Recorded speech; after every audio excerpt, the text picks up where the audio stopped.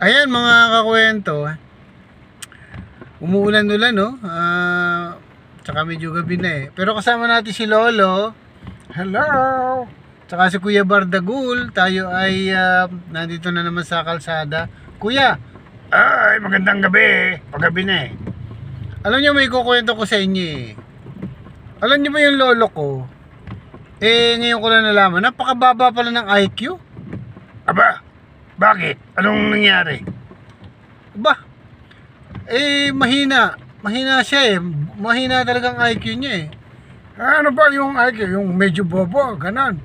Oo, mahina Paano mo naman nasabing mahina IQ ng lolo mo?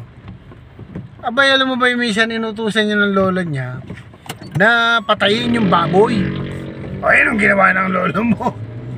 Aba, pinipisil ang ilong para mamatay yung baboy. Kung hindi ba naman napakababa ng IQ? Ganun ba? Akala ko yung lolo ko ng pinaka-IQ Pinakamababa ang IQ Bakit? Ibig sabihin mo, mas matalino pa yung lolo ko sa lolo mo? Aba, alam mo, yan, inutusan din ng lola ko na patayin ng isda. Oh, anong ginawa ng lolo mo?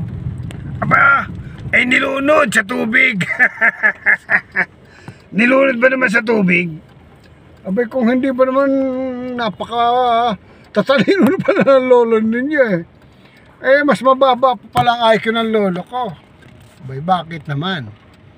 Alam mo yon, ninutusan din yun ng lola ko Alam niyo kung paano pumatay yun ng ibon? Abay, paano? Itinutulak sa bangin. Ay, nako. IQ.